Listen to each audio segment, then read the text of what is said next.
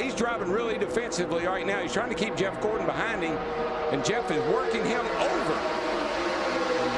Look at that. Jeff's going to move him up out of the groove and get by him.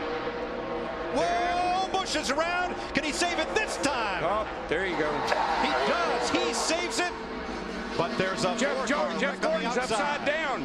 Jeff Gordon's upside down. And Kurt Busch's car is destroyed. Oh, my gosh. That too, he's in that backup car. You see Jeff down there, he just gets down on his left corner, and we've seen that time and time and time again. You got to stay off the left side. What do we do about that, though, man? How do we fix it? The drivers just have to make the decision that they've got to lay off that left side. Look at this long slide for Gordon, and that's Kurt Busch tangled up with him and Jimmy Johnson, and that car still hasn't lost much of its momentum as it goes side over side and comes to rest. Michael on made its roof. A really good point, though, Mike. These cars are so much bigger than the cars were 5 years ago. Carl Edwards, he opened it up just a little bit. Yeah, I'm not sure. I think this is a hard lick right into the fence. I mean, that car, that looked like Bobby Allison did here in 1987. The catch fence did its job, and the car did its job. Thank goodness we have the new, stronger, much stronger, safer catch fences. But watch, the 09's going to look to the outside where he already has.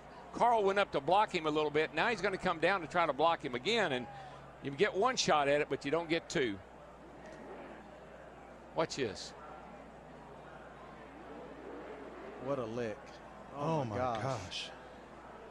Unbelievable. You know, and looking very carefully at the catch fencing that held, and I did not see any debris go into the grandstand. Dale Earnhardt Jr. to the bottom of the track. Jr. will win at Daytona. And the big one happens behind them. Oh, my God.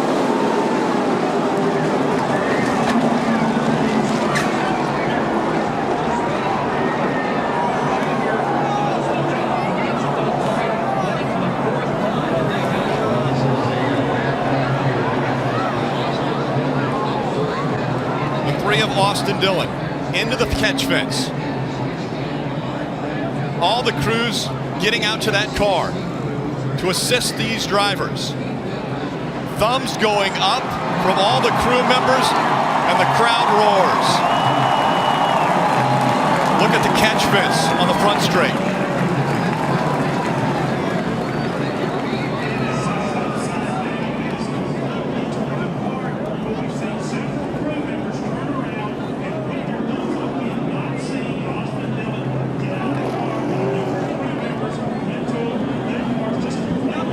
Crew members pulling. Austin Dillon out. He's walking. The damage to the 4 of Kevin Harvick. What an incredible sight to see Austin Dillon walking away from that 3 car that is demolished. Yeah, the 11 gets kind of stuck in the middle there and comes across the 4's bumper. As he does, he spins back in, gets the 3 airborne, and he just gets projected off the other cars right up into the fence.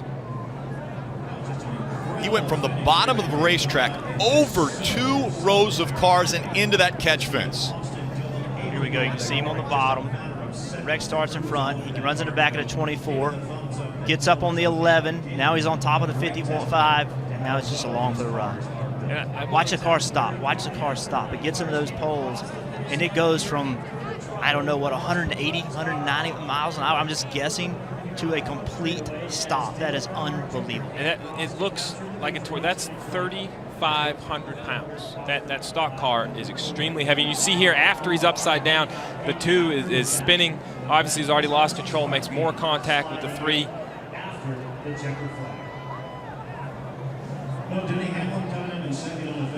11 and the 4 to get together. Here we are at the start-finish line.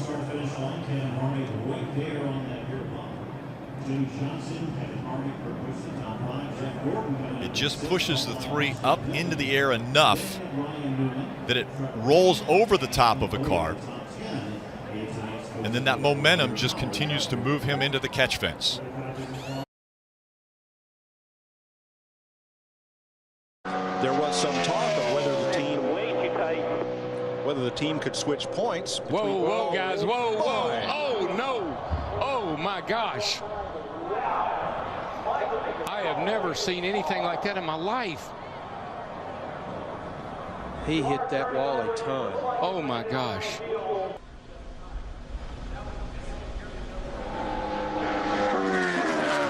That's a part of the racetrack. Gosh. I can't even hardly watch that. It's a part of the racetrack, but Murray said was a little slick getting in. Not knowing if Michael changed his line a little bit, got a little too much into that speedy dry.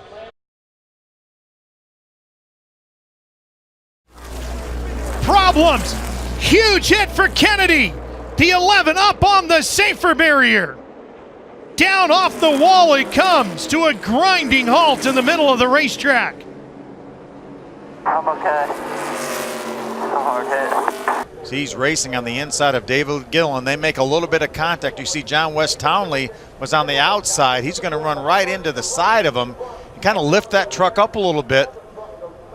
Got into the catch fence. For the second week in a row, we've had a vehicle in the catch fence. But again, the catch fence did its job. It kept that truck down on the racetrack, and you see it riding along the top of the safer barrier. When they got to turn one, Phil, I think they were 3 wide, and Ben probably thought that's a difficult angle for the spotters to see as well. And I think that Ben probably thought, wow, look how close that truck comes to going over. Probably thought they were just 2 wide, and he had room to move up a little bit for the corner. That's what it looked like.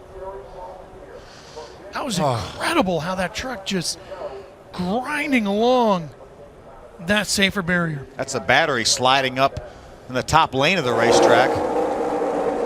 Let's take a look at it again. You can see that it was Gillen, John West Townley in the yellow West, truck. and I think John Gillen was just below John West, and maybe Ben Kennedy felt like they were just 2 wide and had room to angle himself for the corner, battling for a spot well inside of the top 10. Look at all that debris. But as you pointed out, Phil, that catch fence doing exactly what it's supposed to do as the axle's just grinding along that safer barrier on the wall.